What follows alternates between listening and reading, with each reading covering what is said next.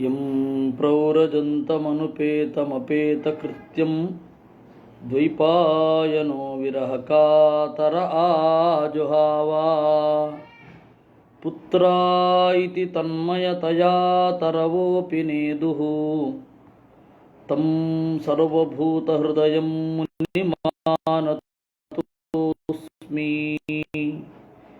ಯಸ್ಯಾನುಭಾವಮಖಿಲ ಶ್ರುತಿಸಾರಮೇಕಂ ತಿತೀರ್ಷತಾಂ ತಮೋಂಧಂ ಸಂಸಾರಿಣಾಂ ಕರುಣಯಾಃ ಪುರಾಣಗುಹ್ಯಂ ತಂ ವ್ಯಾಸಸೂನುಮುಪಯಾಮಿ ಗುರುಂ ಮುನೀನಾಂ ನಾರಾಯಣಂ ನಮಸ್ಕೃತ್ಯ ನರಂ ಚೈವ ನರೋತ್ತಮಂ ದೇವೀಂ ಸರಸ್ವತೀಂ ವ್ಯಾಸಂ ತತೋ ಜಯಮುದೀರಯೇ. ಮಾತರ್ಮೇ ಮಾತರಿಶ್ವನ್ನ ಪಿತರತುಲಗುರೋ ಭ್ರಾತರಿಷ್ಟಾಪ್ತಬಂಧೋ ಸ್ವಾಮಿನ್ ಸರ್ವಾಂತರಾತ್ಮನ್ನಜರಜರಯಿತರ್ಜನ್ಮ ಮೃತ್ಯಾಮಯಾನಾಂ ಗೋವಿಂದೇ ದೇಹಿ ಭಕ್ತಿಂ ಭವತಿ ಚ ಭಗವನ್ ಊರ್ಜಿತಾಂ ನಿರ್ನಿಮಿತ್ತಾಂ ನಿರ್ವ್ಯಾಜಾಂ ನಿಶ್ಚಲಾಂ ಸದ್ಗುಣಗಣಬೃಹತೀಂ ಚಾಶ್ವತೀಂ ಆಚುದೇವಾ. ಹರಿ ಓಂ. ಕಪಿಲ ರೂಪಿ ಪರಮಾತ್ಮ ಯಾವ ರೀತಿ ಪ್ರಪಂಚದ ಪದಾರ್ಥಗಳನ್ನು ನೋಡಬೇಕು ಅನ್ನೋದನ್ನು ಹೇಳ್ತಾ ಇದ್ದ. ಭೂತಾನಾಂ ಛಿದ್ರದಾತೃತ್ವಂ ಬಹಿಃ ಅಂತರ್ದಿಗೇವಚ ಪ್ರಾಣೇಂದ್ರಿಯಾತ್ಮಧಿಷ್ಣ್ಯತ್ವಂ ನಭಸೋ ವೃತ್ತಿಲಕ್ಷಣಂ. ಆಕಾಶದ ಇನ್ನೊಂದು ಲಕ್ಷಣ, ಆಕಾಶ ಸ್ವರೂಪವನ್ನು ತಿಳಿಯಬೇಕಾದರೆ ನಾವು ಭೂತಾನಾಂ ಛಿದ್ರದಾತೃತ್ವಂ, ಛಿದ್ರ ಅಂದರೆ ಅವಕಾಶ, ಭೂತಾನಾಂ ಪಂಚಭೂತಗಳಿಗಾಗಲಿ ಅಥವಾ ಭೂಮಿಯಲ್ಲಿ ಇರುವ ನೀರಿನಲ್ಲಿ ಇರುವ ಯಾವುದೇ ಒಂದು ಪ್ರಾಣಿ ಪ್ರಪಂಚಕ್ಕೆ ಛಿದ್ರದಾತೃತ್ವಂ ಅವಕಾಶವನ್ನು ಅದು ಕೊಡುತ್ತೆ. ಎಲ್ಲ ಕಡೆ ಅದಿದೆ, ಆದರೆ ಅದು ಕಾಣೋಲ್ಲ. ಯೋಚನೆ ಮಾಡಿದಾಗ ಮಾತ್ರ ಹೊಳೆಯುತ್ತೆ. ಅದರಿಂದಾಗಿ ಅದು ನಭಃ. ಬಹಿರಂತರ್ದಿಗೇವಚ, ಅದನ್ನೇ ದಿಕ್ಕಂತ ಕರೀತಾರೆ. ಆಕಾಶವನ್ನೇ ದಿಕ್ಕಂತ ಕರೆಯೋದು. ಈ ಡೈರೆಕ್ಷನ್ನು ಈಸ್ಟು ವೆಸ್ಟ್ ಅಂತ ಹೇಳಿ ಆಕಾಶದಲ್ಲಿರುವ ವಿಭಾಗ. ಅದರಿಂದಾಗಿ ದಿಕ್ಕಿಗೂ ಆಕಾಶಕ್ಕೂ ಭೇದ ಇಲ್ಲ ಅಂತ ಹೇಳಿ ಆಚಾರ್ಯರು ಅನುವ್ಯಾಖ್ಯಾನದಲ್ಲಿ ಒಂದು ಕಡೆ ಹೇಳ್ತಾರೆ. ಹಾಗೆ ವಿಷ್ಣು ತತ್ವ ನಿರ್ಣಯದಲ್ಲಿ ಕೂಡ.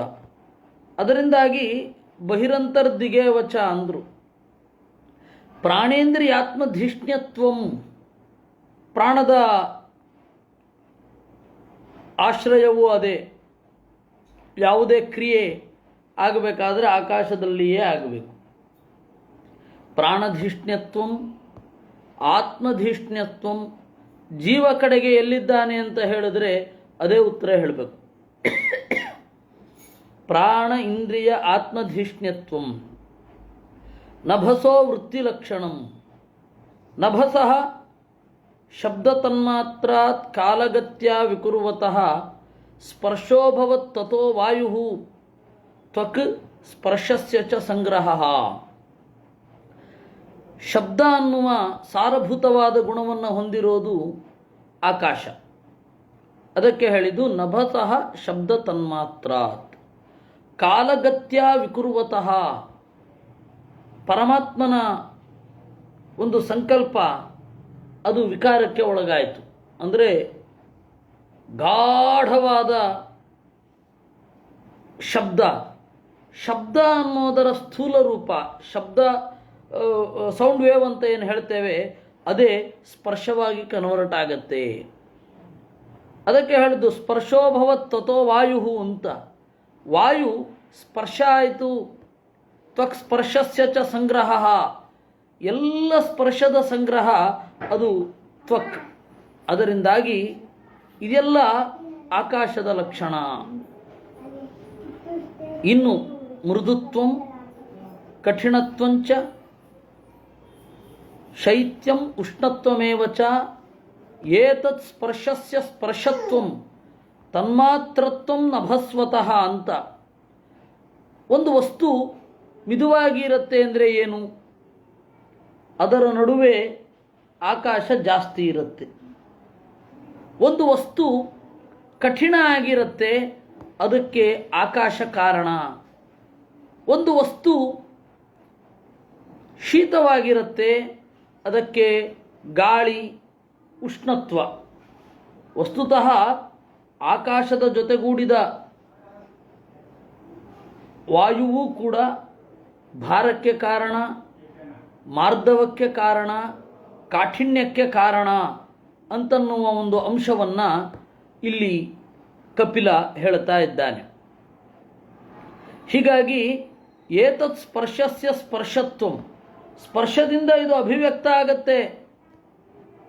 ಅಷ್ಟೇ ಅಲ್ಲ, ಸ್ಪರ್ಶ ಈ ತರಹದ ಭಾರ ಮೊದಲಾದವುಗಳನ್ನು ಅನುಭವಿಸುವಂತೆಯೂ ಮಾಡುತ್ತೆ. ಸ್ಪರ್ಶವೇ ಹಾಗಿರುತ್ತೆ. ಅದರಿಂದಾಗಿ ಮಾರ್ಧವ, ಕಾಠಿಣ್ಯ, ಶೀತತ್ವ, ಉಷ್ಣತ ಇವುಗಳೆಲ್ಲ ಆಕಾಶದ ಲಕ್ಷಣಗಳು. ಆಕಾಶದ ಜೊತೆಗೂಡಿ ನಮಗೆ ವಸ್ತುಗಳಲ್ಲಿ ಈ ಲಕ್ಷಣವನ್ನು ವಾಯುವೇ ಕೊಡುತ್ತೆ.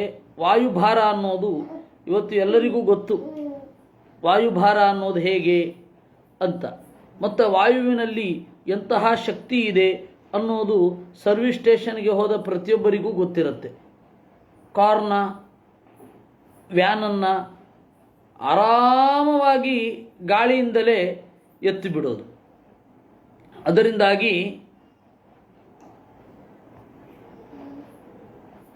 ಅಲ್ಲಿ ಇರೋದು ಗಾಳಿಯ ಲಕ್ಷಣ, ಭಾರ ಮೊದಲಾದವುಗಳು. ಇದನ್ನು ನಿರೂಪಣೆ ಮಾಡೋದು. ಸ್ಪರ್ಶಾದಯೋಪಿ ವಾಯುವಾದೇಹೇ ಸೂಕ್ಷ್ಮಾವಸ್ಥಾ ಪ್ರಕೀರ್ತಿತಾ ಅಂತ. ಸ್ಪರ್ಶ ಮೊದಲಾದವುಗಳೆಲ್ಲ ವಾಯು ಇರೋದರಿಂದಲೇ ಅದು ನಮ್ಮ ಅನುಭವಕ್ಕೆ ಬರುವುದು. ಇದೆಲ್ಲ ವಾಯುವಿನ ಸೂಕ್ಷ್ಮಾವಸ್ಥೆಯೇ ಸ್ಪರ್ಶ ಮೊದಲಾದವುಗಳು. ಸೂಕ್ಷ್ಮೇಂದ್ರಿಯಾಣಿ ಸಂತ್ಯೇವ ಸ್ಯುಹು ಸ್ಥೂಲಾನ್ಯಪಿ ಅಹಂಕೃತೇ. ಸೂಕ್ಷ್ಮೇಂದ್ರಿಯಾದಿಗಳು ಇರುತ್ತೆ, ಅದರ ಸ್ಥೂಲ ರೂಪವನ್ನು ಪಡೆಯೋದು ಅಹಂಕಾರದಿಂದ. ಭೂತೇಭ್ಯಶ್ಚ ಉಪಚೀಯಂತೆ, ಪಂಚಭೂತಗಳಿಂದ ಉಪಚಯ, ಅದು ವಿಸ್ತಾರ ಆಗ್ತಾ ಹೋಗುತ್ತೆ. ಪುನರ್ಬ್ರಹ್ಮಚರೀರತಃ, ಇದಕ್ಕೆ ಬ್ರಹ್ಮದೇವರ ನಿಯಮನ ಕಾರಣ. ಪಂಚಭೂತಗಳ ನಿಯಾಮಕರಾಗಿ ಸದಾಶಿವನಿಗೆ ಬಲ ಕೊಡುವವರು ಅವರೇ. ಆದ್ದರಿಂದ ಚಾಲನಂ ವ್ಯೂಹನಂ ಪ್ರಾಪ್ತಿ ನೇತೃತ್ವಂ ದ್ರವ್ಯ ಶಬ್ದಯೋ ಸರ್ವೇಂದ್ರಿಯಾಣಾಂ ಆತ್ಮತ್ವಂ ವಾಯೋ ಕರ್ಮಾಭಿಲಕ್ಷಣಂ. ಇದು ಆಕಾಶದ ಲಕ್ಷಣ ಆಯಿತು. ಇನ್ನು ವಾಯುವಿನ ಲಕ್ಷಣ ಏನು? ಚಾಲನಂ ಸಾಗುವಂಥದ್ದು, ವ್ಯೂಹನಂ ಚಲ್ಲಾಪಿಲ್ಲಿಯಾಗಿರೋದನ್ನು ಒಟ್ಟು ಮಾಡುವಂಥದ್ದು. ಚಾಲನಂ ವ್ಯೂಹನಂ. ಆಮೇಲೆ ಪ್ರಾಪ್ತಿ, ಒಂದು ಕಡೆಯಿಂದ ಇನ್ನೊಂದು ಕಡೆಗೆ ಹೋಗೋದು, ದೂರದಲ್ಲಿರುವ ವಸ್ತು ನಮ್ಮ ಬಳಿಗೆ ಬರೋದು. ಇದಕ್ಕೆಲ್ಲ ಏರ್ ಪ್ರೆಷರ್ ಕಾರಣ, ಅದು ಗೊತ್ತಿದೆ. ಒಂದು ಚೆಂಡನ್ನು ಎಸೆದಾಗ ಅದು ತಲುಪೋದು ಏರ್ ಪ್ರೆಷರ್ನಿಂದಲೇ. ಹೀಗಾಗಿ ಅದನ್ನು ಏನಂತ ಕರೀತಾರೆ? ಪ್ರಾಪ್ತಿ ಎಂದರು. ನೇತೃತ್ವಂ ದ್ರವ್ಯ ಶಬ್ದಯೋ, ದ್ರವ್ಯವನ್ನಾಗಲಿ ಶಬ್ದವನ್ನಾಗಲಿ ಒಂದು ಕಡೆಯಿಂದ ಇನ್ನೊಂದು ಕಡೆ ಒಯ್ಯಲಿಕ್ಕೆ ಆ ಗಾಳಿಯೇ ಬೇಕು. ಸರ್ವೇಂದ್ರಿಯಾಣಾಂ ಆತ್ಮತ್ವಂ, ಎಲ್ಲ ಇಂದ್ರಿಯಗಳು ತಮ್ಮ ತಮ್ಮ ಕೆಲಸ ಮಾಡಲಿಕ್ಕೆ ಆಕಾಶವೇ ಕಾರಣ, ಇದು ಗಾಳಿಯೇ ಕಾರಣ. ಉಸಿರಿನ ರೂಪದಲ್ಲಿದ್ದು ಅದಕ್ಕೆ ಶಕ್ತಿಯನ್ನು ಕೊಡುತ್ತೆ. ವಾಯೋ ಕರ್ಮಾಭಿಲಕ್ಷಣಂ, ಇದು ವಾಯುವಿನ ಲಕ್ಷಣ. ಇದರ ಬಗ್ಗೆ ಆಚಾರ್ಯರು ಬಿಡಿಸಿ ಹೇಳ್ತಾರೆ, ಪ್ರಾಪ್ನೋತಿ ವಾಯು ಸರ್ವಂತು ಸ್ವತಯೇವ ಹರೇಸ್ತಥಾ. ವಾಯು ಅನ್ನೋದು ಎಲ್ಲರನ್ನ ಹೊಂದತ್ತೆ, ಸಹಜವಾದ ಶಕ್ತಿಯೇ ಅದಕ್ಕೆ ಇರೋದು. ಇದು ಮುಖ್ಯ ಪ್ರಾಣನ ಅತ್ಯಂತ ಸಹಜವಾದ ಶಕ್ತಿ. ಸ್ವತಯೇವ ಹರೇಹ ತಥಾ, ಹಾಗೆ ನಾರಾಯಣನ ದೆಸೆಯಿಂದಲೂ ಆಗುತ್ತೆ. ಅತ ಪ್ರಾಪ್ತಿರಿತಿ ಪ್ರಾಹು ವಾಯುಂ ಭೂತಪತಿಂ ಪ್ರಭುಂ. ಎಲ್ಲರನ್ನ ಹೊಂದುವುದರಿಂದ ಗಾಳಿಯನ್ನು ಪ್ರಾಪ್ತಿ ಅಂತ ಕರೀತಾರೆ. ಗಾಳಿ ಅವನೆಡೆಗೆ ಸಾಕಷ್ಟು ಬರದೇ ಹೋದಾಗ ಅದು ಮರಣ, ಉಸಿರುಗಟ್ಟಿ ಸಾಯೋದು ಇತ್ಯಾದಿಗಳು ಗೊತ್ತೇ ಇದೆ. ಪ್ರಧಾನ ವಾಯುರನ್ಯೇಷು ನಿತ್ಯಾವಿಷ್ಟೋ ಯತಸ್ತತಃ. ಇದು ಮಾಡ್ತಾ ಇರತಕ್ಕಂತಹದ್ದು ಪ್ರವಾಹವಾಯು. ಆ ಪ್ರವಾಹವಾಯುವಿನಲ್ಲಿ ಅವಾಂತರ ವಾಯುಗಳಲ್ಲಿ ಮುಖ್ಯ ಪ್ರಾಣ ನೆಲೆಸಿ ಇರ್ತಾನೆ. ತದ್ಗುಣಾಸ್ತೇಷು ಚೋಚ್ಯಂತೆ ನೀಚತಾ ನಾಸ್ಯ ತತ್ಕೃತ. ಅಪ್ರಧಾನ ವಾಯುಗಳು ಮಾಡುವಂತಹ ಕೆಲಸಗಳನ್ನು ಪ್ರಧಾನ ವಾಯುವಿನ ಮೇಲೆ ಹೇಳ್ತಾರೆ. ಅದಕ್ಕೆ ಕಾರಣ ಇಷ್ಟೇ, ಈ ಅಪ್ರಧಾನ ವಾಯುಗಳ ಶಕ್ತಿ ಪ್ರಧಾನ ವಾಯುವಿನಲ್ಲಿ ನೆಲೆಗೊಂಡಿದೆ. ಆದ್ದರಿಂದ ಸ್ವರೂಪಮಪಿ ಕರ್ಮೇತಿ ವಿಷಯತ್ವಾದುದೀರ್ಯತೆ ಇತಿ ಶಬ್ದ ನಿರ್ಣಯ. ಇಲ್ಲೊಂದು ಟೆಕ್ನಿಕಲ್ ಪ್ರಾಬ್ಲಮ್ ಇದೆ. ಚಾಲನಂ ವ್ಯೂಹನಂ ಪ್ರಾಪ್ತಿ ಎಂದರು. ಚಾಲನ ಅಂದ್ರೇನು? ಚಲನೆ, ಚಲನೆಗೆ ವಿಷಯ. ವ್ಯೂಹನ ಅಂದರೆ ಏನು? ವಸ್ತುಗಳನ್ನು ಒಟ್ಟು ಮಾಡುವಂಥದ್ದು. ಆಗ ವಸ್ತುಗಳು ವಿಷಯ ಆಗತ್ತೆ. ಇನ್ನು ಪ್ರಾಪ್ತಿಗೆ ವಿಷಯ, ನಯನಕ್ಕೆ ವಿಷಯ, ದ್ರವ್ಯ ಶಬ್ದಗಳಿಗೆ ವಿಷಯ. ಈ ವಿಷಯ ಅನ್ನೋದು ವಸ್ತುವಿನದ್ದು. ಮತ್ತು ಇವರು ಸ್ವರೂಪ ಅಂತಾರೆ. ವಸ್ತುಗಳು ಒಟ್ಟಾಗುತ್ತವೆ, ಗಾಳಿಯಿಂದ ಆಗಬಹುದು. ಹಾಗಾದರೆ ಚಾಲನ ಎಲ್ಲಿರೋದು? ವಸ್ತುವಿನಲ್ಲಿರೋದು. ಗಾಳಿಯಿಂದ ಚಲಿಸತ್ತೆ. ಆದರೆ ಇವರೇನು ಹೇಳ್ತಾ ಇದ್ದಾರೆ, ಅದು ವಾಯುವಿನದ್ದೇ ಲಕ್ಷಣ ಅಂತಾರೆ. ಯಾಕೆ ಹೀಗೆ ಅಂದರೆ, ಸ್ವರೂಪಮಪಿ ಕರ್ಮೇತಿ ವಿಷಯತ್ವಾತ್ ಉದೀರ್ಯತೆ. ಸ್ವರೂಪವನ್ನು ಕರ್ಮ ಅಂತ ಕರೀತಾರೆ. ಯಾಕೆ ಅಂದರೆ ವಿಷಯ ಆಗಿದೆ. ಆದ್ದರಿಂದ ಗಾಳಿ ಬೀಸಿದಾಗ ವಸ್ತುಗಳು ಒಟ್ಟಾಗುತ್ತವೆ. ಆ ವಾಯುವಿನ ಸ್ವರೂಪ ಶಕ್ತಿ. ಆ ಶಕ್ತಿ ಸ್ವರೂಪ ವಸ್ತುವಿನಲ್ಲಿ ಕಾಣುತ್ತೆ, ಆದರೆ ಅದು ವಾಯುವಿನದ್ದೇ ಲಕ್ಷಣ ಅಂತ ಹೇಳ್ತಾರೆ. ಈ ರೀತಿ ಗುಹ್ಯವಾದ ಭಾಷೆ ಇದೆ ಎಂದರು. ವಾಯೋಶ್ಚ ಸ್ಪರ್ಶ ತನ್ಮಾತ್ರಾತ್ ರೂಪಂ ದೈವೇರಿತಾದಭೂತ್ ಸಮುತ್ಥಿತಂ ತತಸ್ತೇಜ ಚಕ್ಷು ರೂಪೋಪಲಂಬನಂ. ವಾಯುವನ್ನು ನೀವು ನೋಡಿದಿರಿ. ಸ್ಪರ್ಶ ಅಂತನ್ನೋದು ಕ್ರಮೇಣ ರೂಪವನ್ನು ಪಡೆಯಿತು. ವಾಯೋಶ್ಚ ಸ್ಪರ್ಶ ತನ್ಮಾತ್ರಾತ್. ಸ್ಪರ್ಶ ಅನ್ನೋದು ಒಂದು ರೂಪವಾಗಿ ಬದಲಾಯಿತು. ದೈವೇರಿತಾದಭೂತ್, ದೈವ ಪ್ರೇರಣೆಯಿಂದ ತೇಜಸ್ಸು ಸೇರಿಕೊಂಡಿತು, ರೂಪ ಕಂಡಿತು. ಸಮುತ್ಥಿತಂ ತತಸ್ತೇಜ ಚಕ್ಷು ರೂಪೋಪಲಂಬನಂ. ಆಮೇಲೆ ಕಣ್ಣು ಆ ರೂಪಕ್ಕೆ ಉಪಲಂಬನ, ಆಶ್ರಯ ಆಯಿತು. ಕಣ್ಣಿಗೆ ವಿಷಯ ರೂಪ ಆಯಿತು. ದ್ರವ್ಯಾಕೃತಿತ್ವಂ ಗುಣತಾ ವ್ಯಕ್ತಿ ಸಂಸ್ಥಾತ್ವಮೇವ ಚ ತೇಜಸ್ತ್ವಂ ತೇಜಸ ಸಾಧ್ವಿ ರೂಪ ಮಾತ್ರಸ್ಯ ವೃತ್ತಯ. ಸರಿ, ಈ ತೇಜಸ್ಸಿನ ವೃತ್ತಿ ಏನು? ದ್ರವ್ಯಾಕೃತಿತ್ವಂ. ರೂಪ ಅಂದರೆ ಏನು? ದ್ರವ್ಯದ ಡಿಸೈನ್. ರೂಪ ಅಂದರೆ ಅಂತಿಮವಾಗಿ ಏನು? ವಸ್ತುವಿನ ರೂಪ. ನಮಗೆ ಯಾವುದ್ಯಾವುದು ರೂಪದಲ್ಲಿ ಒಂದು ಫಾರ್ಮಿನಲ್ಲಿ ಕಾಣುತ್ತೆ. ಅದು ಗೋಡೆ, ಅದು ಕುರ್ಚಿ, ಹೀಗೆ. ಅದು ಅಂತಿಮವಾಗಿ ಏನು? ದ್ರವ್ಯ ಆಕೃತಿ ಆಗಿದ್ದು. ದ್ರವ್ಯ ಆಕೃತಿ ಆದರೆ ಅದು ರೂಪದ ಲಕ್ಷಣ. ವ್ಯಕ್ತಿ ಸಂಸ್ಥಾತ್ವಮೇವ ಚ. ರೂಪದ ಎಕ್ಸ್ಕ್ಲೂಸಿವ್ ನೇಚರ್ ಇರೋದೇ ಅಭಿವ್ಯಕ್ತ ಆಗೋದ್ರಲ್ಲಿ. ಆ ರೂಪ ತೇಜಸ್ಸು ಇಲ್ಲ ಅಂದರೆ ವಸ್ತುವಿನ ಅಭಿವ್ಯಕ್ತಿಯೇ ಇಲ್ಲ. ವಸ್ತು ಇಲ್ಲ ಅಂತ ಹೇಳ್ತಾ ಇಲ್ಲ, ವಸ್ತುವಿನ ಅಭಿವ್ಯಕ್ತಿ ಇಲ್ಲ ಅಂತ ಹೇಳ್ತಾ ಇದ್ದೇವೆ.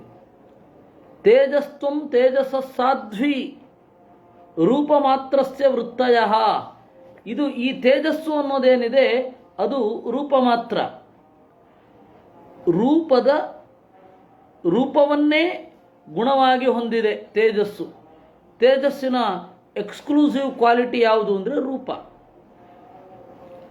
ಅದನ್ನು ನಾವು ಕಣ್ಣಿನಿಂದ ಗ್ರಹಿಸೋದು. ರೂಪ ಮಾತ್ರಸ್ಯ ವೃತ್ತಯ. ಇನ್ನು ಗುಣತ ಅಂದರು. ಗುಣತ ಅಂದರೆ ಏನು? ಉಳಿದ ಎರಡು ಗುಣಗಳನ್ನು ಹೊಂದಿಲ್ವೇ ಅಂದರೆ ಪ್ರಕಾಶತ್ವಂ. ಗುಣ ಅಂದರೆ ಪ್ರಕಾಶ. ತೇಜಸ್ತ್ವಮಥ ಚೌಗ್ರತ್ವಂ ಕ್ರೌರ್ಯಮಿತ್ಯಪಿ ಚೋಚ್ಯತೆ ಇತ್ಯಭಿಧಾನಂ.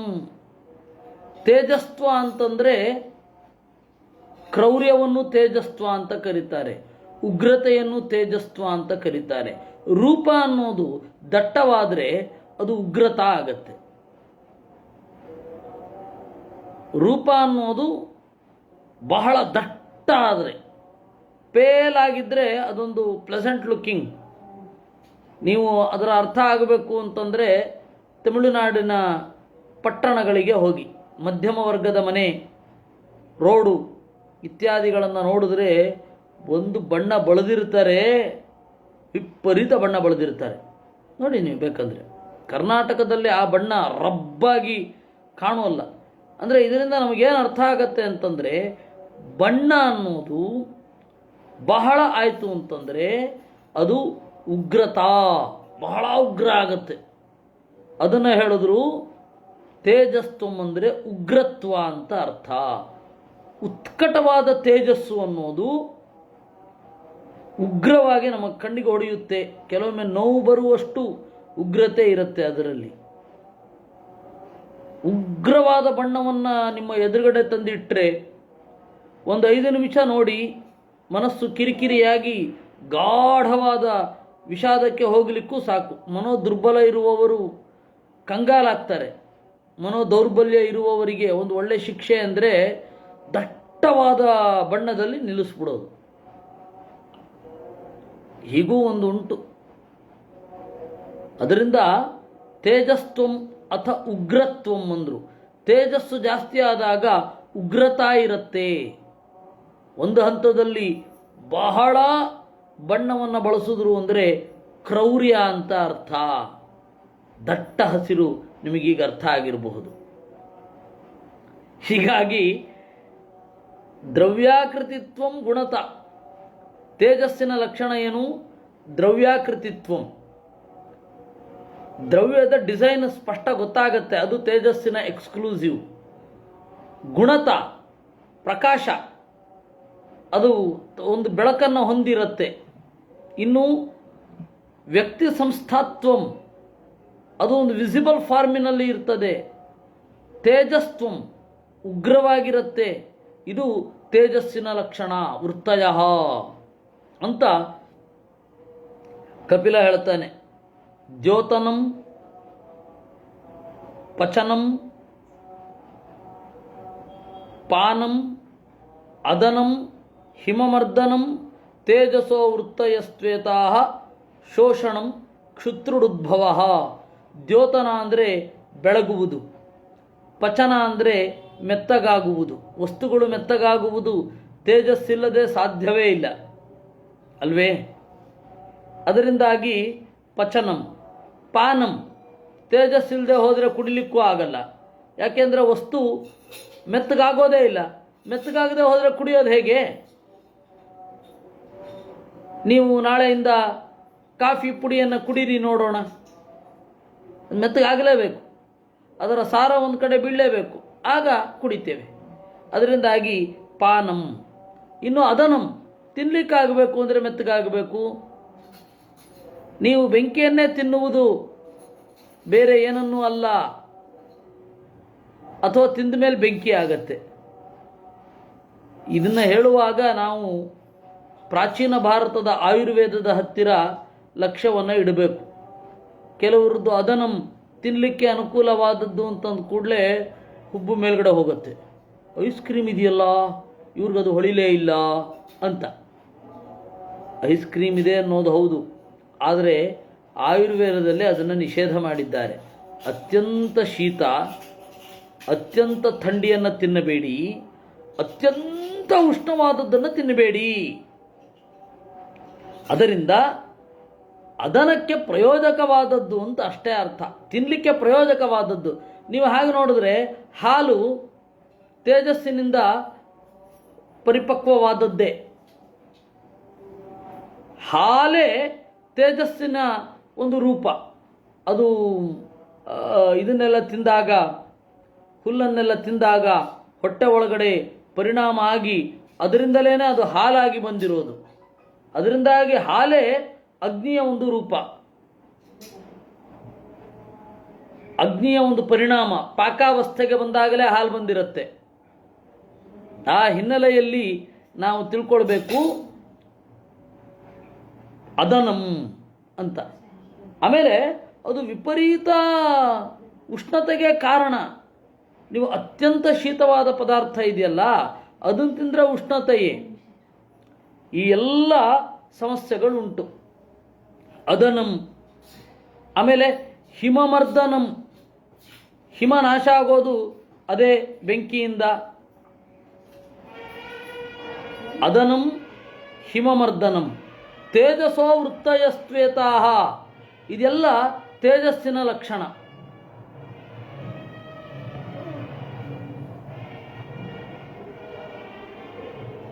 ಈ ಆಯುರ್ವೇದದಲ್ಲಿ ಅಸ್ವಾಭಾವಿಕವಾದ ಬಿಸಿ, ಅಸ್ವಾಭಾವಿಕವಾದ ತಂಪು, ಇದೆರಡನ್ನು ನಿಷೇಧ ಮಾಡಿದ್ದಾರೆ. ಹೀಗಾಗಿ ನಾವು ಬಹಳ ತಣ್ಣಗಿನದ್ದನ್ನು ತಿನ್ನಬಾರದು ಅಂತ ಶಾಸ್ತ್ರದಲ್ಲಿ ಉಂಟು. ಕೃಷ್ಣ ಹೇಳಿದ್ದು ಯಾತಯಾಮಂ ಗತರಸಂ ಅಂತ. ಆ ಯಾತಯಾಮತ್ವ, ಗತರಸತ್ವ ಮೊದಲಾದವುಗಳೆಲ್ಲ ಆಯುರ್ವೇದದ ಔಷಧಿಯಲ್ಲಿಯೂ ಇದೆ. ಅದು ಪ್ರತಿರೋಧ ರೂಪದಲ್ಲಿ ಬಂದದ್ದು. ಅದರಿಂದಾಗಿ ಅದೇನು ತೊಂದರೆ ಇಲ್ಲ. ಈ ಹಿನ್ನೆಲೆಯಲ್ಲಿ ಅವರು ಹೇಳಿದ್ರು ದ್ಯೋತನಂ, ಪಚನಂ, ಪಾನಂ, ಅದನಂ. ಆಮೇಲೆ ಹಿಮಮರ್ದನಂ. ಹಿಮಮರ್ದನ ಅಂತಂದರೆ ಥಂಡಿಯನ್ನು ಕೊಲ್ಲುತ್ತೆ. ಹಿಮಮರ್ದನಂ ತೇಜಸೋ ವೃತ್ತಯಸ್ತ್ವೇತಾಹ ಶೋಷಣಂ. ಆಮೇಲೆ ಒಣಗೋದು ಅಂದ್ರೇನು? ಬೆಂಕಿ ಜಾಸ್ತಿ ಆದಾಗ ಒಣಗತ್ತೆ. ಆಮೇಲೆ ಕ್ಷುತ್ರುಡ್ಭವ. ಬೆಂಕಿಯ ವೃತ್ತಿಗಳು ದೇಹದಲ್ಲಿ ಹೇಗೆ ಇರುತ್ತೆ ಅಂದರೆ ಕ್ಷುತ್ ಹಸಿವೆಯ ಹುಟ್ಟು, ಆಮೇಲೆ ತೃಟ್ ನೀರಡಿಕೆಯ ಹುಟ್ಟು. ಇದೆಲ್ಲವೂ ಕೂಡ ಇದರ ಲಕ್ಷಣ.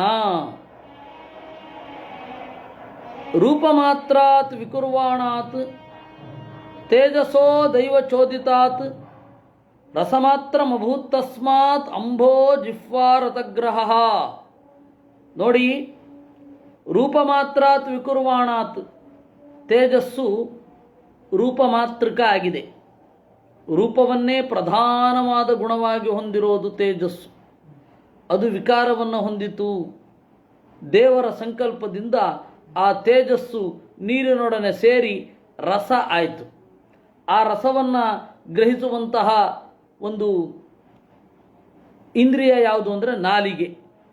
ರಸದ ಮೂಲ ರೂಪ ಯಾವುದು ಅಂದರೆ ಅಂಬಃ, ನೀರು. ಕಷಾಯ, ಮಧುರ, ತಿಕ್ತ, ಕಟ್ವಾಮ್ಲ ಇತಿ ನೈಕಧಾ ಭೌತಿಕಾನಾಂ ವಿಕಾರೇಣ ರಸ ಏಕೋ ವಿಭಿದ್ಯತೆ. ಕಷಾಯ ಅಂದರೆ ಒಗರು, ಮಧುರ ಅಂದರೆ ಸಿಹಿ, ತಿಕ್ತ ಅಂತಂದರೆ ಕಹಿ, ಕಟು ಅಂದರೆ ಖಾರ, ಆಮ್ಲ ಅಂದರೆ ಹುಳಿ. ಇವುಗಳೆಲ್ಲ ನೀರಿನ ಪ್ರಭೇದಗಳು. ಆ ವಸ್ತುವಿನ ಗುಣಗಳನ್ನು ಆ ನೀರು ತೋರಿಸುತ್ತೆ. ವಸ್ತುವಿನಲ್ಲಿ ಏನು ಗುಣ ಇದೆ, ವಸ್ತುವಿನಲ್ಲಿ ಸತ್ವಗುಣ ರಜೋಗುಣ ತಮೋಗುಣಗಳ ಏನು ಕಾಂಬಿನೇಷನ್ ಇದೆ, ಆ ಎಲ್ಲ ಕಾಂಬಿನೇಷನ್ನನ್ನು ಅಭಿವ್ಯಕ್ತಿಗೊಳಿಸುವಂಥದ್ದು ನೀರು. ನೀರು ವಸ್ತುತಃ ಅದು ಆ ತರಹದ ಒಂದೇ ಒಂದು ರಸ ನೀರಿನಲ್ಲಿ ಇಲ್ಲ. ನೀರು ಅನ್ನೋದು ರಸವನ್ನು ಅಭಿವ್ಯಕ್ತಿಸುತ್ತೆ ಅಷ್ಟೇ. ಕ್ಲೇದನಂ ಪಿಂಡನಂ ತೃಪ್ತಿ ಪ್ರಾಣನ ಆಪ್ಯಾಯನೊಂದನಂ ತಾಪಾಪನೋದೋ ಭೂಯಸ್ತ್ವಂ ಅಂಬಸೋ ವೃತ್ತಯಸ್ತ್ವಿಮಾಹ ಅಂತ. ಕ್ಲೇದನ ಅಂದರೆ ಒದ್ದೆ ಮಾಡೋದು, ಪಿಂಡನ ಅಂತಂದರೆ ಉಂಡೆ ಮಾಡುವಂಥದ್ದು, ತೃಪ್ತಿ ಅಂತಂದರೆ ಅಂತಿಮವಾಗಿ ತೃಪ್ತಿ ಅನ್ನೋದು ನೀರಿನಿಂದಲೇನೆ. ಇನ್ನು ಪ್ರಾಣನ ಚಟುವಟಿಕೆಗೆ ಒಳಗಾಗುವಂತೆ ಮಾಡೋದು ನೀರೇ. ಆಪ್ಯಾಯನ ಅಂದರೆ ಸಂತೋಷ, ಉಂದನ ಅಂತಂದರೆ ಬಿಂದು ಬಿಂದುವಾಗಿ ಬೀಳೋದು ನೀರು ಮಾತ್ರ. ಬೆಂಕಿ ಬಿಂದು ಬಿಂದುವಾಗಿ ಬೀಳಲ್ಲ. ಬೆಂಕಿ ಬಿಂದುವಾಗಿ ಬೀಳತ್ತಲ್ಲ ಅಂದರೆ ಅದು ಎಣ್ಣೆಯೇ. ಚೆನ್ನಾಗಿ ಬತ್ತಿಯನ್ನು ಹಿಂಡದಿದ್ದರೆ, ಬತ್ತಿಯಲ್ಲಿ ಎಣ್ಣೆ ತೊಟ್ಟಿಕ್ತಾ ಇದ್ದರೆ ನೀವು ದೀಪ ಹಚ್ಚಿದ್ರೆ ಬೀಳುತ್ತೆ, ಅದು ಎಣ್ಣೆಯೇ, ಅದು ನೀರೇ. ತೊಟ್ಟಾಗಿ ಬೀಳೋದು ಅನ್ನೋದು ಇದಲ್ವೇ ಅಲ್ಲ, ಬೇರೆ ಯಾವ ಪದಾರ್ಥವೂ ಅಲ್ಲ. ಇದು ತೊಟ್ಟಾಗಿ ಬೀಳಲ್ಲ, ಪುಡಿ ಪುಡಿಯಾಗಿ ಬೀಳುತ್ತೆ ಭೂಮಿ. ನೀರು ಮಾತ್ರ ತೊಟ್ಟಾಗಿ ಬೀಳೋದು, ಅಥವಾ ನೀರಿನ ಸಹಯೋಗ ಇರುವ ಅನೇಕ ಮೆಟೀರಿಯಲ್ಗಳು ತೊಟ್ಟಾಗಿ ಬೀಳುತ್ತವೆ. ಅದನ್ನು ಉಂದನ ಅಂತ ಕರೆದರು. ಉಂದನಂ ಬಿಂದುಭಾವ ಸ್ಯಾತ್ ಸ್ಯಂದನಂ ಶ್ರವಣಂ ಸ್ಮೃತಂ ಇತ್ಯಭಿಧಾನಂ. ಇನ್ನು ತಾಪಾಪನೋದ ಬಾಯಾರಿಕೆಯನ್ನು ನೀಗಿಸುವುದಕ್ಕೆ ಯಾವುದರಿಂದ ಆಗತ್ತೆ? ನೀರಿನಿಂದ ಮಾತ್ರ ಆಗೋದು, ಇನ್ಯಾವುದರಿಂದಲೂ ಆಗಲ್ಲ. ಭೂಯಸ್ತ್ವಂ ಅಂತಂದರೆ ಜಾಸ್ತಿ ಇರೋದು, ಪ್ರಮಾಣದಲ್ಲಿ ಜಾಸ್ತಿ ಇರೋದು ಯಾವುದು? ನೀರು. ದೇಹದಲ್ಲಿ ಭೂಮಿಯ ಅಂಶಕ್ಕಿಂತ ಹೆಚ್ಚು ಇರೋದು ನೀರು. ಅದಕ್ಕೆ ಹೇಳಿದ್ದು ಪೃಥಿವ್ಯಜ್ಞಪೇಕ್ಷೆಯ ಭೂಯಸ್ತ್ವಂ ದೇಹೆ ಅಂತ. ಈ ದೇಹದಲ್ಲಿ ಏನೇನು ಇದೆ ಅಂತ ನೋಡಿದಾಗ ಮಣ್ಣು, ನೀರು, ಗಾಳಿ, ಆಕಾಶ, ಬೆಂಕಿ. ಆಕಾಶ ಜಾಸ್ತಿ ಇಲ್ಲ. ಇನ್ನೂ ಭೂಮಿ ಜಾಸ್ತಿ ಇಲ್ಲ. ಎಲ್ಲಕ್ಕಿಂತ ಹೈಯೆಸ್ಟ್ ಇರೋದು ಭೂಮಿ. ಅಗ್ನಿ ಇಲ್ವಾ? ಹೊಟ್ಟೆ ಒಳಗಡೆ ಇರುತ್ತೆ. ಟೆಂಪ್ರೇಚರ್ ಸಣ್ಣ ಮಟ್ಟದಲ್ಲಿ ಇಡೀ ದೇಹದಲ್ಲಿ ವ್ಯಾಪಿಸಿಕೊಂಡು ಇರುತ್ತೆ. ಉತ್ಕಟವಾಗಿ ಅಂತ ಏನಾದರೂ ಇದ್ದರೆ ಅದು ಹೊಟ್ಟೆಯ ಒಳಗಡೆ ಬೆಂಕಿ ಅಷ್ಟೆ. ಆ ಹಸಿವಿನ ಕಿಚ್ಚು ಹೊಟ್ಟೆ ಕಿಚ್ಚಾಗಿರೋದೇ ಜಾಸ್ತಿ. ಆದರೆ ಅದು ಹಸಿವಿನ ಕಿಚ್ಚು, ಮುಖ್ಯವಾಗಿ ಅಗ್ನಿ ಇರೋದು. ಅದಕ್ಕಿಂತ ಹೆಚ್ಚು ಇರೋದು ನೀರು. ಯಾಕೆಂದರೆ ಆ ಬೆಂಕಿಯ ಹಿಂದೆ ನೀರಿದೆ. ಭೂಮಿ ಗಟ್ಟಿಯಾಗಿ ಒಟ್ಟಾಗಿರೋದರ ಹಿಂದೆ ನೀರಿದೆ. ಅದರಿಂದಾಗಿ ಭೂಯಸ್ತ್ವಂ ಅಂತ ಲಕ್ಷಣವನ್ನು ಹೇಳಿದ್ರು. ಹೀಗೆ ಅಂಬಸೋ ವೃತ್ತಯಸ್ತ್ವಿಮಾಹ ರಸಮಾತ್ರಾತ್ ವಿಕುರ್ವಾಣಾತ್ ಅಂಬಸೋ ದೈವಚೋದಿತಾತ್ ಗಂಧಮಾತ್ರಮಭೂತ್ ತಸ್ಮಾತ್ ಅಂಬಸಃ ಪೃಥ್ವಿ ಗ್ರಾಣಸ್ತು ಗಂಧಗಃ. ರಸ ಅನ್ನೋದು ವಿಕಾರಕ್ಕೆ ಒಳಗಾಯಿತು. ದೇವರ ಸಂಕಲ್ಪದಿಂದ ಆ ನೀರಿನಿಂದ ಗಂಧ ಅನ್ನೋದು ಬರಲಿಕ್ಕೆ ಶುರು ಆಯಿತು. ನೀವು ಹೊರಗಡೆ ಹರಿಯುವ ಝುಳು ನೀರಿನಲ್ಲಿ ವಾಸನೆ ಇರಲ್ಲ. ನೀರಿಗೆ ಪರಿಮಳ ಅಥವಾ ದುರ್ಗಂಧ ವಾಸನೆ ಅದು ಬರಬೇಕು ಅಂತಾದರೆ ನೀವು ಯಾವುದಾದರೂ ಮಣ್ಣಿನಲ್ಲಿಯೋ ಅಥವಾ ಬಾಟಲ್ನಲ್ಲಿಯೋ ಬಂಧನ ಮಾಡಿಡಬೇಕು. ಆವಾಗ ನೀರಿಗೆ ಒಂದು ವಾಸನೆ, ಗಂಧ ಅನ್ನೋದು ಬರುತ್ತೆ. ಅದು ಅಂತಿಮವಾಗಿ ಭೂಮಿಯದ್ದೇ ಆಗಿರುತ್ತೆ. ಒಂದು ಲೋಟ ನೀರಿಗೆ ಒಂದಿಷ್ಟು ಹೂವು ಹಾಕಿದಿರಿ.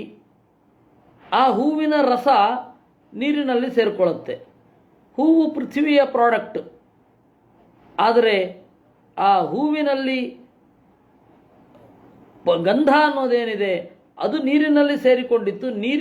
ನೀರಿಗೆ ಸ್ವತಂತ್ರವಾದ ಒಂದು ಪರಿಮಳ ಅನ್ನೋದಿರಲ್ಲ. ಅದರಿಂದಾಗಿ ಗಂಧ ಮಾತ್ರಂ. ಇದು ಯಾವುದು? ಪೃಥ್ವಿ. ಅದರ ಇಂದ್ರಿಯ ಯಾವುದು?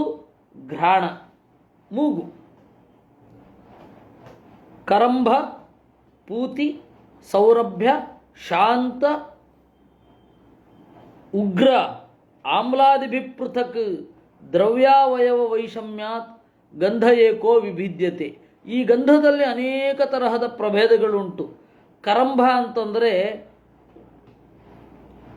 ಹುಳಿತ ವಾಸನೆ ಅಂತ ಹೇಳ್ತಾರಲ್ಲ, ಅಥವಾ ಘಾಟು ವಾಸನೆ, ಅದು ಕರಂಭ. ಪೂತಿ ಅಂತಂದರೆ ದುರ್ಗಂಧ. ಸೌರಭ್ಯ ಅಂತಂದರೆ ಪರಿಮಳ. ಶಾಂತ ಅಂದರೆ ಮನಸ್ಸಿಗೆ ನೆಮ್ಮದಿಯನ್ನು ಕೊಡುವ ಅರೋಮ ಅಂತ ಹೇಳ್ತಾರಲ್ಲ, ಆ ತರಹದ್ದು. ಉಗ್ರ, ನಮ್ಮ ಮೂಗನ್ನು ಪ್ರವೇಶಿಸಿ ಚುಚ್ಚುವಂಥದ್ದು, ಅದು ಉಗ್ರ.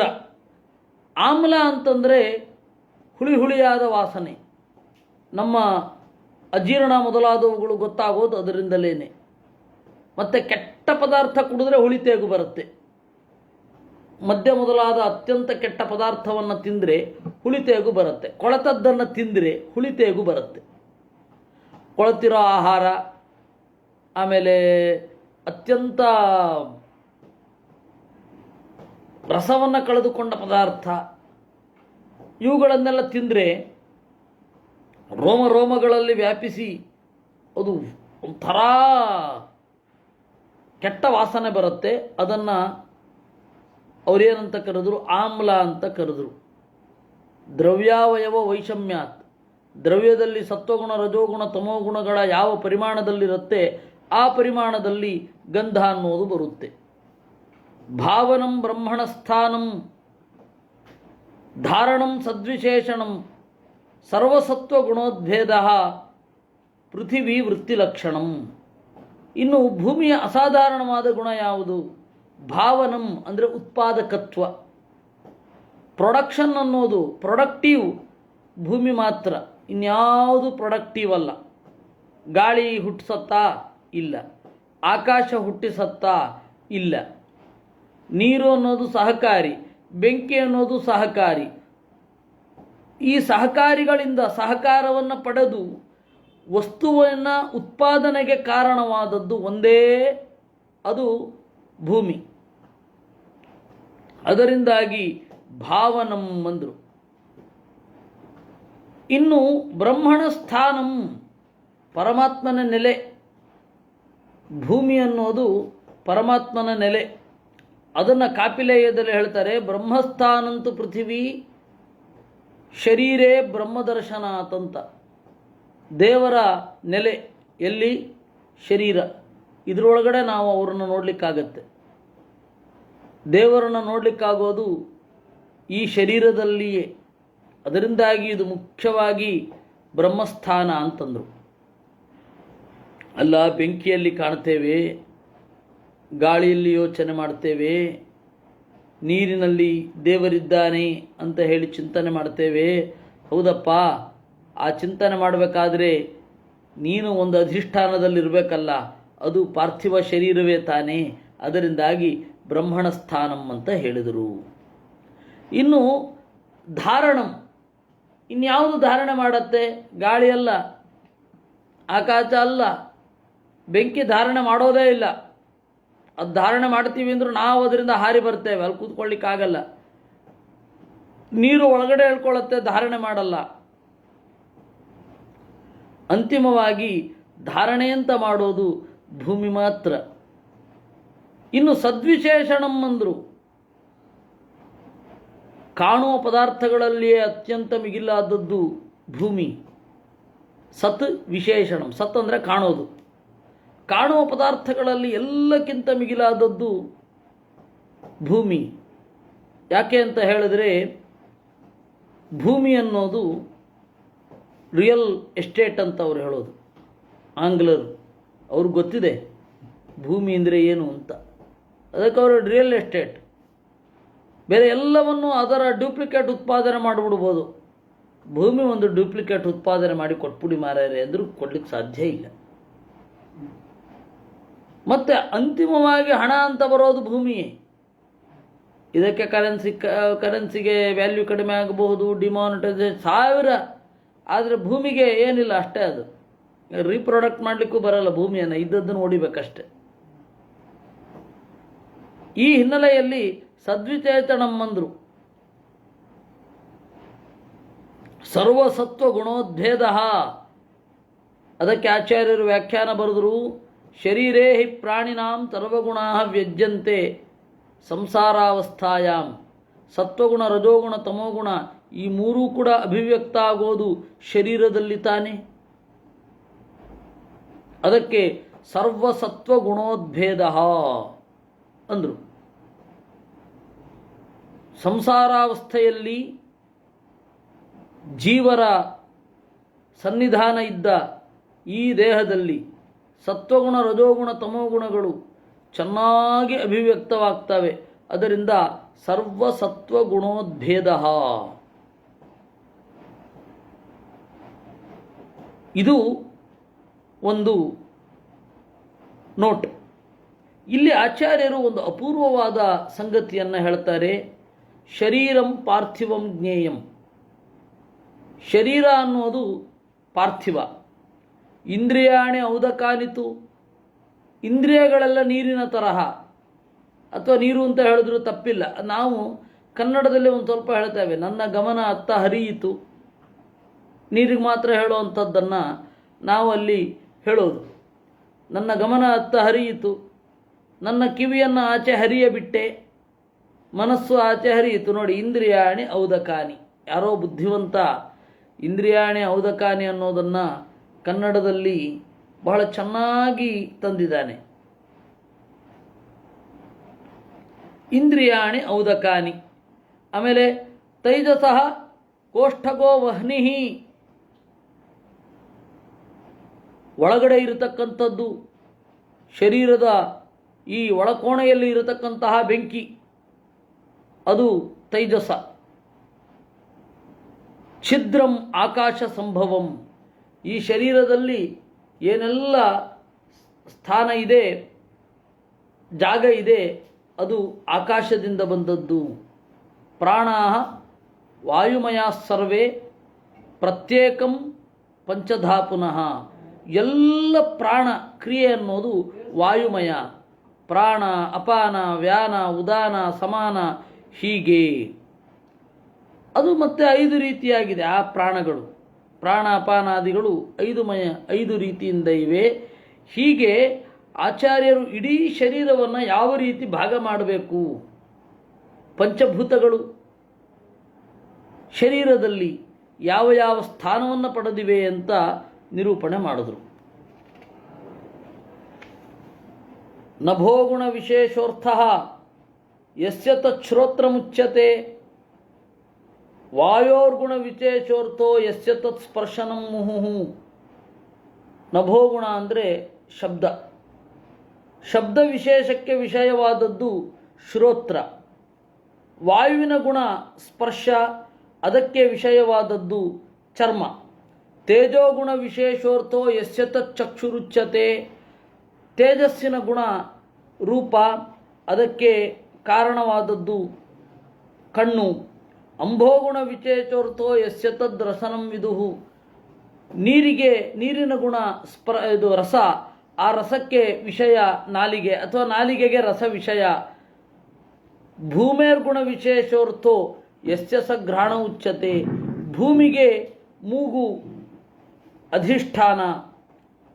ಪರಸ್ಯ ದೃಶ್ಯತೆ ಧರ್ಮ ಯಪರಸ್ಮಿನ್ ಸಮನ್ವಯಾತ್.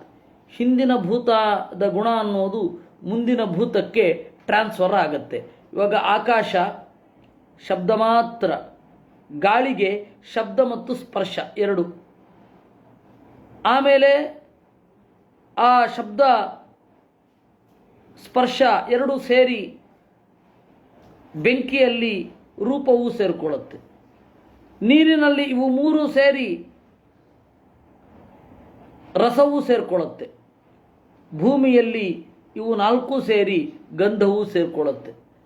ಇದು ಭೂಮೇ ಅಥೋ ವಿಶೇಷೋ ಭಾವಾನಾಂ ಧೂಮಾವೇವ ಉಪಲಕ್ಷ್ಯತೆ ಏತಾನಿ ಅಸಂಹತ್ಯ ಯದಾ ಮಹದಾದೀನಿ ಸಪ್ತವೈ.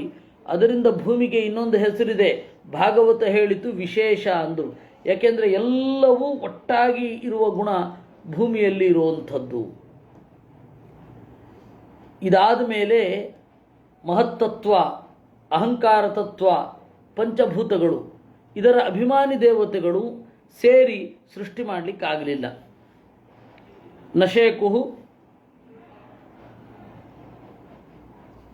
ನಶೇಕು ಪುರುಷಂ ಸ್ರಷ್ಟುಂ ಭೋಗಾಯತನಂ ಅಂಜಸ.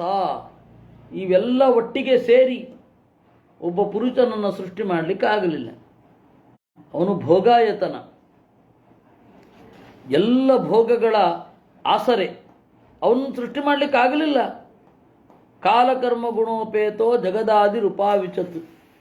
ಅವಾಗ ಕಾಲ, ಕರ್ಮ, ಗುಣ ಇವುಗಳೆಲ್ಲ ಸೇರಿ ಒಂದು ದೇಹ ಸೃಷ್ಟಿಯಾಯಿತು. ಆ ದೇಹದ ಒಳಗಡೆ ಒಬ್ಬ ಜೀವ ಬಂದ.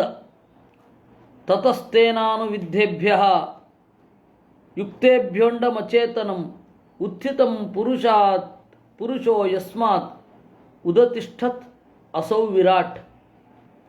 ಈ ತರಹದ ಹೊರಗಡೆ, ಬ್ರಹ್ಮಾಂಡದ ಹೊರಗಡೆ ದೇವರಿದ್ದಾಗ, ಬ್ರಹ್ಮಾಂಡ ಇನ್ನು ಸೃಷ್ಟಿಯಾಗದೆ ಹೋದಾಗ ಈ ತತ್ವಾಭಿಮಾನಿಗಳು ಸೇರಿಕೊಂಡರು.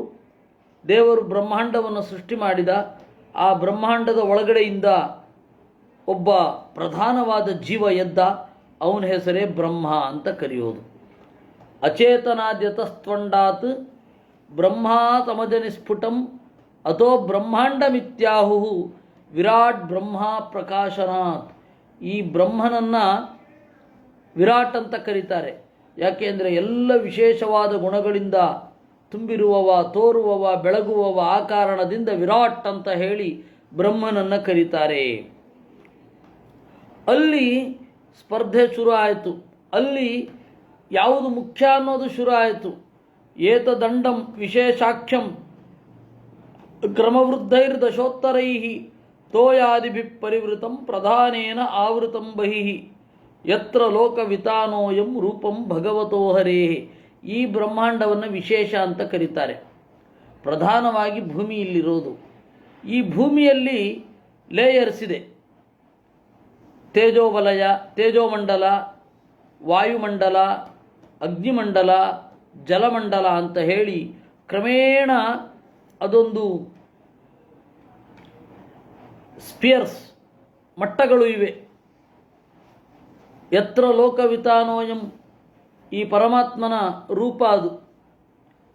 ಹಿರಣ್ಮಯಾತ್ ಆಂಡಕೋಶಾತ್ ಉತ್ಥಾಯ ಸಲಿಲೆ ಶಯಾತ್ ತಮಾವಿಶ್ಯ ಮಹಾದೇವೋ ಬಹುಧಾ ನಿರ್ಬಿಭೇದಖಂ. ಈ ಸರ್ವಸಂಪನ್ನವಾದ ಅಂಡಕೋಶದಿಂದ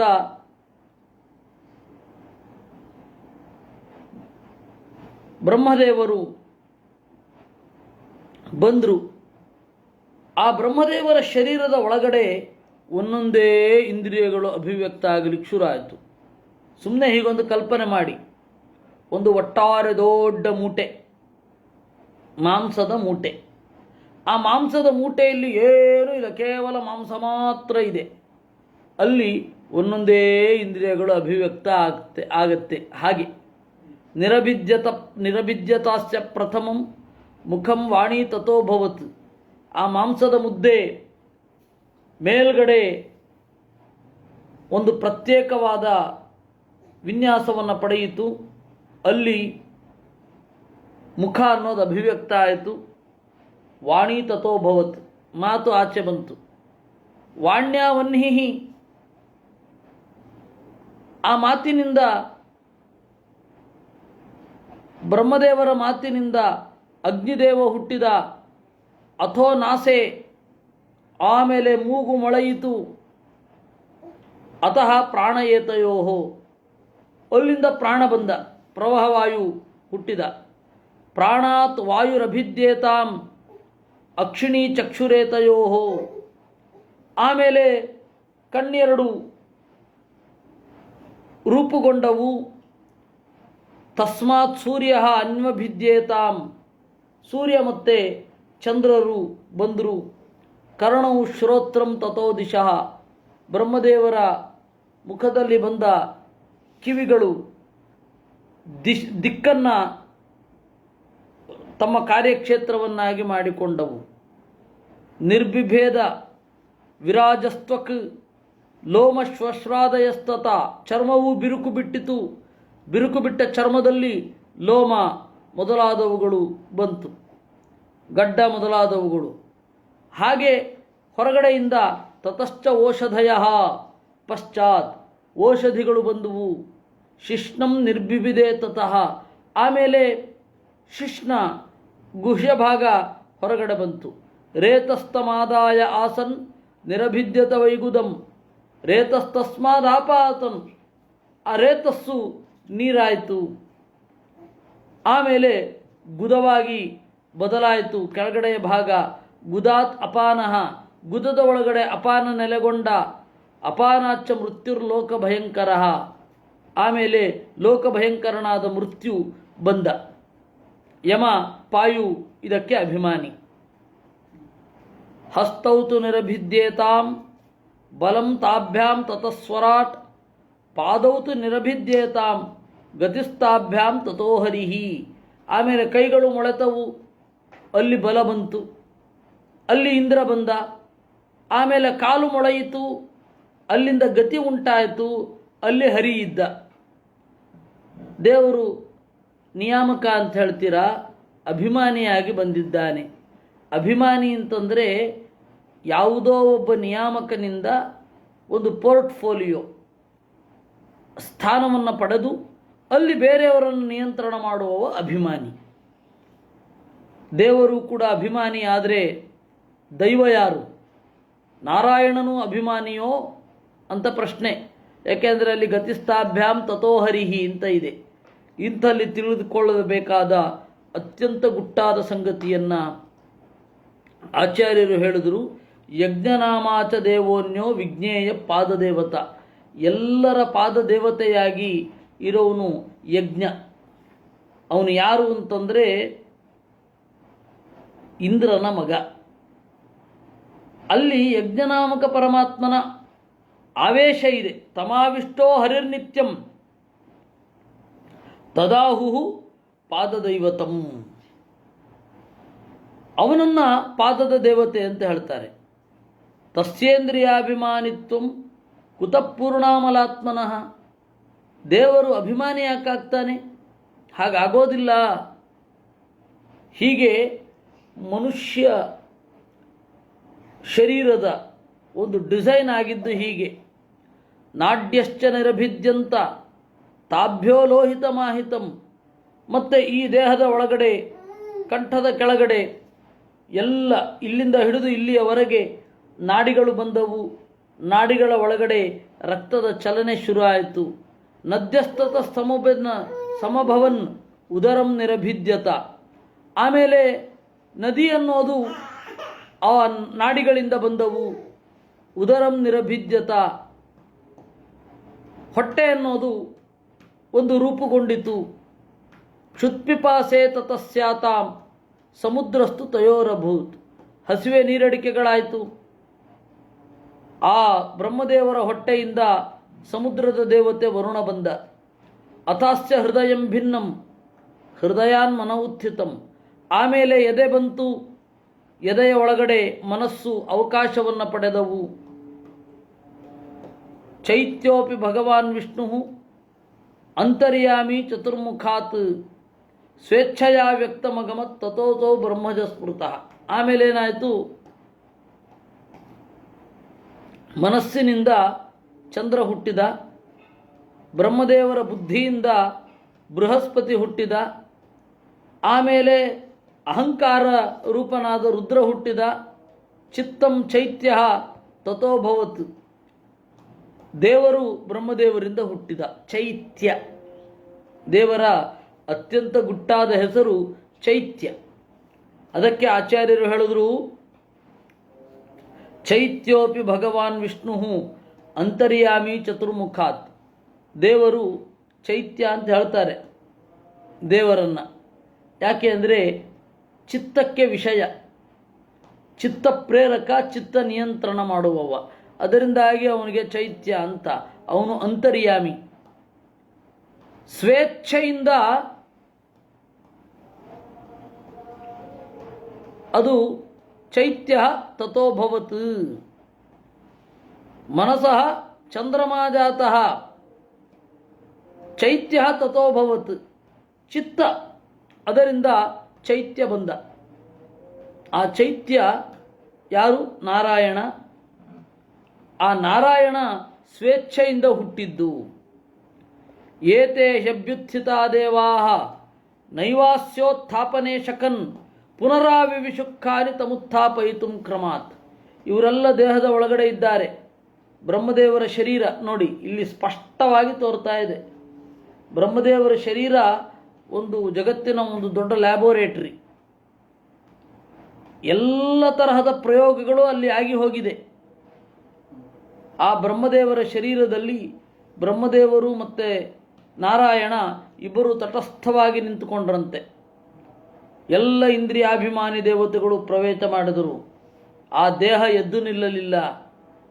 ಎಲ್ಲ ಇಂದ್ರಿಯಾಭಿಮಾನಿ ದೇವತೆಗಳು ಬಿದ್ದರು, ಆ ದೇಹ ಬೀಳಲಿಲ್ಲ. ವನ್ನಿರ್ವಾಚ ಮುಖಂ ಭೇಜೆ ನೋದತಿ ತಷ್ಟತೋ ವಿರಾಟ್. ಮೊದಲು ಅಗ್ನಿದೇವ ಮುಖದ ಮೂಲಕ ಪ್ರವೇಶ ಮಾಡಿದ. ಅಗ್ನಿದೇವ ಇಲ್ಲಿ ಪ್ರವೇಶ ಮಾಡಿದ್ದಾನೆ, ಆದರೆ ದೇಹ ಏಳಲಿಲ್ಲ. ಶ್ರೋತ್ರೇಣ ಕರ್ಣೌಚ ದಿಶಃ ನೋದತಿಷ್ಠತ್ತೋ ವಿರಾಟ್. ಆಮೇಲೆ ದಿಗ್ದೇವತೆಗಳು ಕಿವಿಯ ಮೂಲಕ ಕರ್ಣವನ್ನು ಪ್ರವೇಶ ಮಾಡಿದರು, ದೇಹ ಏಳಲಿಲ್ಲ. ಅಕ್ಷಿಣಿ ಚಕ್ಷುಷಾದಿತ್ಯ ನೋದತಿಷ್ಠತ್ತೋ ವಿರಾಟ್.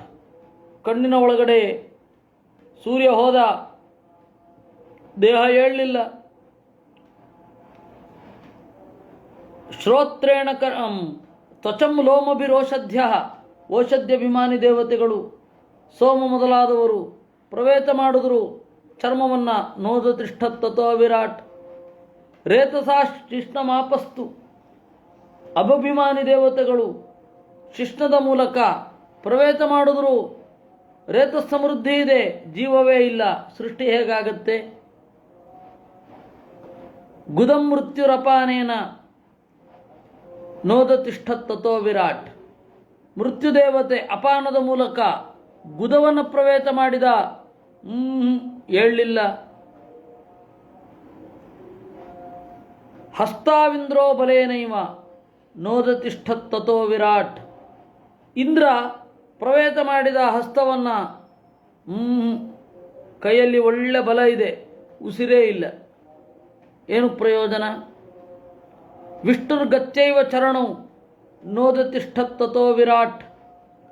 ಯಜ್ಞದ ಒಳಗಡೆ ಯಜ್ಞ ಅಂದರೆ ನಾರಾಯಣ.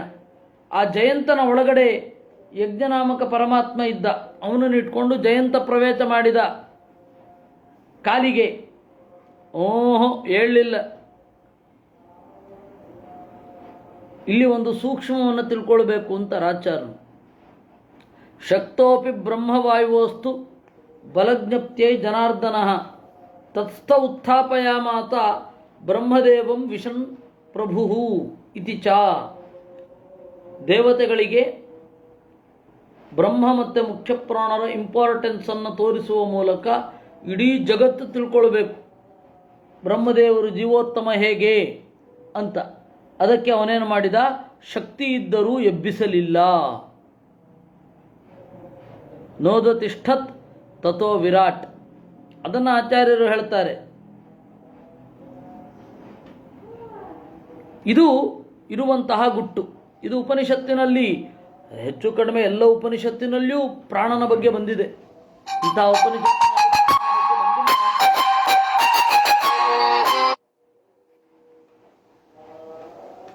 ಇಂಥ ಉಪನಿಷತ್ತಿನಲ್ಲಿ ಪ್ರಾಣನ ಬಗ್ಗೆ ಬಂದಿಲ್ಲ ಅಂತಿಲ್ಲ. ಕ್ಷುತ್ರಭ್ಯಾಂ ಉದರಂ ಸಿಂಧು ನೋದತಿಷ್ಠತ್ ತಥೋ ವಿರಾಟ್. ನದ್ಯಾಭಿಮಾನಿ ದೇವತೆಗಳೆಲ್ಲ ನಾಡಿಗಳನ್ನು ಪ್ರವೇಶ ಮಾಡಿದರು. ರಕ್ತ ಇದೆ ಶರೀರದಲ್ಲಿ, ಪ್ರಾಣ ಇಲ್ಲ, ಎಂತ ಮಾಡೋದು? ಕ್ಷುತ್ರುಭ್ಯಾಮುದರಂ ಸಿಂಧು, ವರುಣ ಹಸಿವೆ ನೀರಡಿಕೆಗಳ ಜೊತೆಗೂಡಿ ಹೊಟ್ಟೆಯನ್ನು ಪ್ರವೇಶಿಸಿದ, ಏಳಲಿಲ್ಲ. ಹೃದಯಂ ಮನಸಾ ಚಂದ್ರ ನೋದತಿಷ್ಠತ್ತದೋ ವಿರಾಟ್,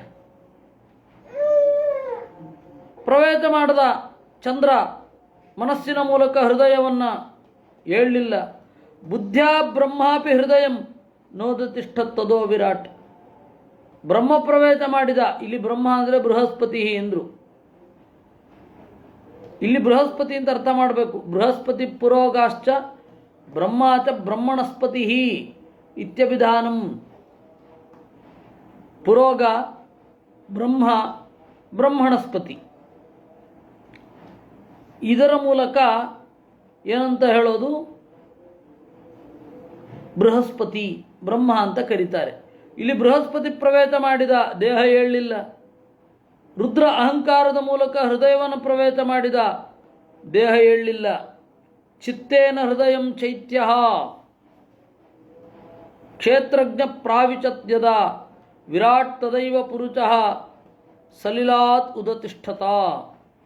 ಯಾವಾಗ ಚಿತ್ತದಿಂದ ಪ್ರವೇಶ ಮಾಡಿದ, ಕ್ಷೇತ್ರಜ್ಞ ಪ್ರವೇಶ ಮಾಡಿದ, ಆಗಲೇ ವಿರಾಟ್ ಪುರುಷ ಎದ್ದ. ಇದನ್ನು ನಿರೂಪಣೆ ಮಾಡ್ತಾರೆ. ಅಂಶೇನ ಸುಪ್ತೋ ಬ್ರಹ್ಮಾತು ಅಂಶೇನ ನಿರಗಾತ್ತತಃ.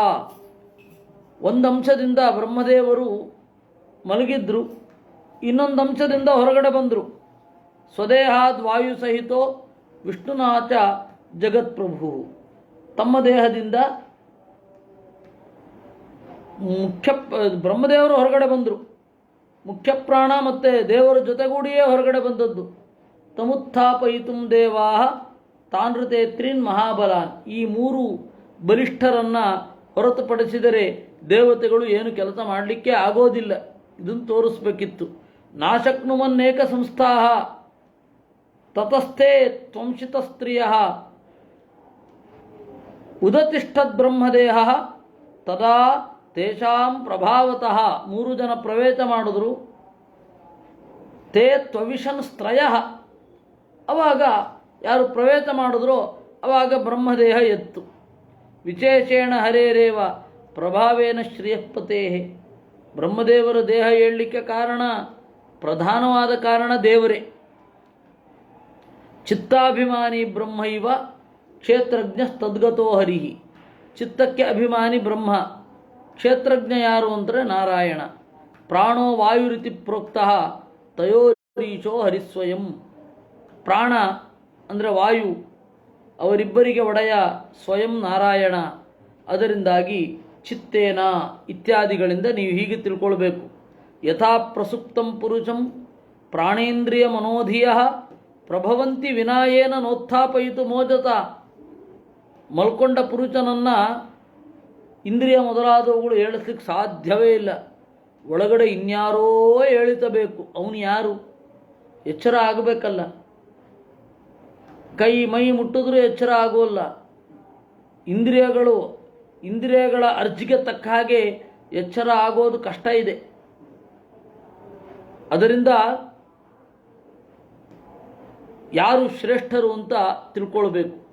ತಮಸ್ಮಿನ್ ಪ್ರತ್ಯಗಾತ್ಮಾನಂ ಧಿಯಾಯೋಗ ವಿಪಕ್ವಯ ಭಕ್ತ್ಯಾ ವಿರಕ್ತ್ಯಾ ಜ್ಞಾನೇನ ವಿವಿಚ್ಯ ಆತ್ಮನಿ ಚಿಂತಯೇತ್. ಈ ರೀತಿ ಪಂಚಭೂತಗಳನ್ನು ಪಂಚ ಇಂದ್ರಿಯಗಳನ್ನಾಗಿ ಮಾಡಿ, ಪಂಚ ಕರ್ಮೇಂದ್ರಿಯಗಳನ್ನಾಗಿ ಮಾಡಿ, ಮನಸ್ಸಿಟ್ಟು ಇವುಗಳನ್ನೆಲ್ಲ ಒಟ್ಟು ಕೂಡಿಸಿ ಇಲ್ಲಿ ಅನೇಕ ದೇವತೆಗಳ ಸನ್ನಿಧಾನವನ್ನು ಏರ್ಪಡಿಸಿ ಅವರಿಂದ ವಿಚಿತ್ರವಾದ ಕಾರ್ಯವನ್ನು ಮಾಡಿದ ದೇವರನ್ನು ಭಕ್ತಿಯಿಂದ, ವಿರಕ್ತಿಯಿಂದ, ಜ್ಞಾನದಿಂದ ಚಿಂತನೆ ಮಾಡಿ ಎತ್ತರಕ್ಕೆ ಏರಬೇಕು. ಇತಿ ಶ್ರೀಮದ್ಭಾಗವತೆ ತೃತೀಯ ಸ್ಕಂಧೆ ಸಪ್ತವಿಂಶೋಧ್ಯಾಯ. ಇಷ್ಟು ನಾವು 27ನೆಯ ಅಧ್ಯಾಯ ಮುಗಿದದ್ದನ್ನು ನಾವು ನೋಡ್ತೇವೆ. ಇನ್ನು 28ನೆಯ ಅಧ್ಯಾಯ, ಅದನ್ನು ನಾಳೆ ನೋಡೋಣ. ಕೃಷ್ಣಾರ್ಪಣಮಸ್ತು. ಅನೇನ ಭಾವಿಯತ್ ಪುಣ್ಯಂ ತದಾಪ್ನೋತು ಪಿತಾ ಮಮ. ಸಾಕು. ಕೃಷ್ಣಾರ್ಪಣಮಸ್ತು.